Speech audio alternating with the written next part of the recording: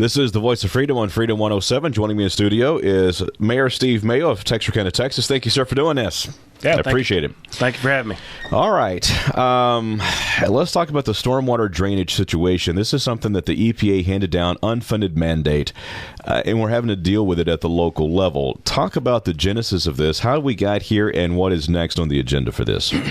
Well, it all started in the late 80s with I believe it was the Clean Water Act.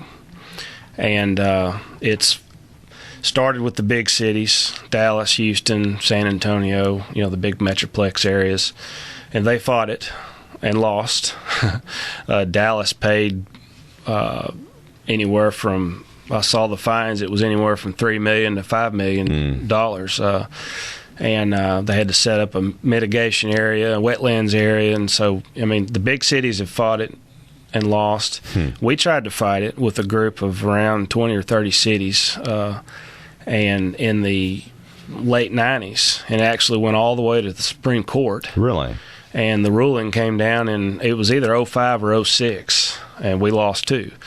And so since then, we're on the 5th year of a 5-year permit, and when you apply for a permit with the with TCEQ, each year has guidelines and milestones, so to speak, that you have to meet, and we have to we're at the point now where we have to resubmit for another 5-year permit. Okay.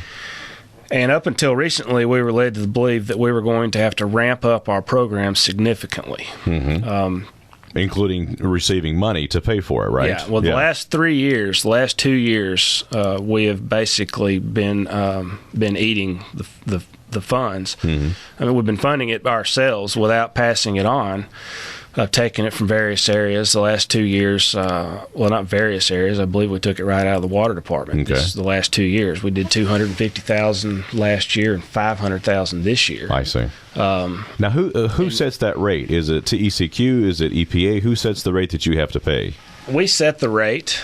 They set the guidelines of what we have to do. I see. And based on that number, there's a cost to everything that they have us do, and so we budget accordingly. Yeah. The new guidelines that we thought we were going to have to meet, and I guess I start out with the good news. Yeah. We're not going to have to do it this year, which is great. Which is really good news. But we fully anticipated setting up a stormwater utility.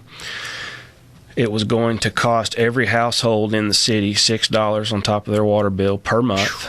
Wow. And it was going to cost every commercial business in this area $6 per 2,900 square feet. So if you had 29,000 square feet, it was going to cost you $60. And just kind of put that in human terms, I've used Steve Lidwell as an example before, because most everybody knows where Lidwell and Son is located at on 67 there.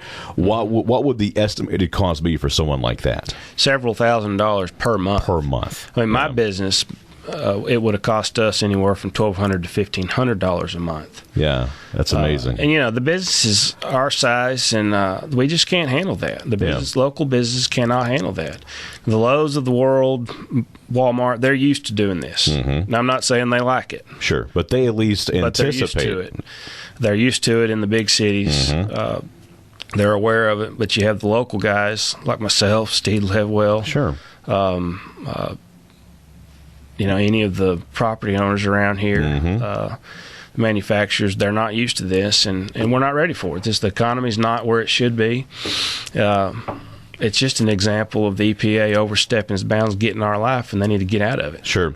Now, how did it come to be that the city of Texarkana, Texas, will not have to, or the citizens won't have to pay for this? How did this all come about? Well, because we were on track to pay for it at one point. Yes, we were on track. Actually, in next month, later on this month, we were actually prepared to vote on an ordinance that was going to set those rates anywhere from $3 to $6. The maximum would have been $6. And I can assure you the council does not want to do this. Sure. We never have wanted to do it. councils back before us did not want to do it, and if we did anything, we were going to do the absolute minimum required. Sure. And but what we've been doing is we've been speaking with our legislatures. I've talked to Eltoff's office. I've talked to Lavender's office, and they really stepped up to the plate, and they've been helping us. They've been speaking with TCEQ.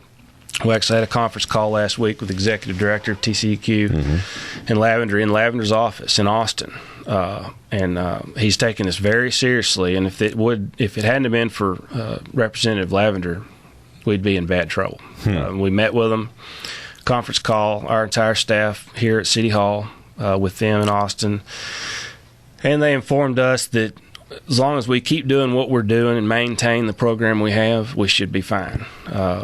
They're waiting on a EPA report to get to them, and then they're going to pass it on to us. And we should know that in about 2 weeks, and we'll know exactly what we have to do. But we have a verbal commitment from them saying that we're fine with what we're doing. For how long, though? Well, we're hoping it's 5 years because the permits are 5 years. Okay. Now, the city, they're going to have to do. I think the problem is, the issue is when TCQ gives these guidelines, and they're very vague. Of course. And so when you talk to a TCQ person on the phone, when our staff meets with them, they start getting really specific. Sure. And the specifics that we were getting for them were we were going to have to significantly ramp up our program. But then we get them on the phone with Lavender, sitting next to him. They say, well, you're doing just fine. So why don't y'all just maintain what you're doing? And so I think what you're seeing is it's where it needs to be. It's at the governance level with the state, as long as the state rep and his office and the city council is engaged in this the entire time, then we'll be able to keep everybody's feet to the fire and hopefully save our citizens a heck of a lot of money. Oh, yeah, you're talking about quite a while. And plus, too, to make the business environment here locally one that is conducive to growth. Absolutely. And, it's coming. It's going to happen unless something happens at the federal level. We might have a reprieve for a few years here, but it's going to happen unless the EPA can be reined in by the federal government. And as far as that goes, the federal government needs to be the federal government needs to be reined in too. But they just need to stay out of our business and let us handle our business. Sure. And that's a nationwide problem. But absolutely, we need to be prepared for it. I think. We met with a lot of businesses yesterday, businessmen yesterday, and women yesterday, and they kind of all agreed that we need to set up some type of system, even if it's a 50 cents a month per water bill, $1 a month, kind of like we have in our infrastructure fee, just to get ready for it, so we don't have that $3 hit or $6 hit. But to be honest, we don't even want to do that. I was about to say then, we don't want to do anything. Because what do you do then if indeed we do get a president and we get a Congress that will say, the EPA is what it is, which is extra constitutional, and then they defund the thing, then you have this money over here. I mean, what do you do with that at that point? Yeah. It's very interesting. My feeling is we need to wait until after next November and see what happens. If it doesn't look like we're going to be able to get anything done for another 4 years, then they probably ought to start planning ahead and setting up some type of system where they can begin to have a piggy bank, so to speak, especially if we know it's coming. Sure. But, again, we do not want to do this. Yeah. The council absolutely does not want to do it. Sure. It's just...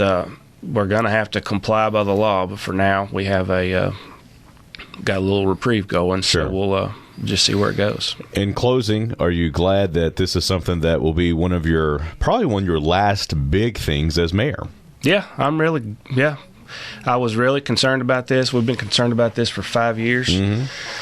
We knew it was coming, and I've been dreading it. Sure. And we have just worked really hard speaking with our legislatures and lobbying TCEQ and everyone else we can find that'll listen, and it worked out fine for now. But we need to be prepared for and keep fighting it. This is not something that's going to go away. So you're not running for mayor again?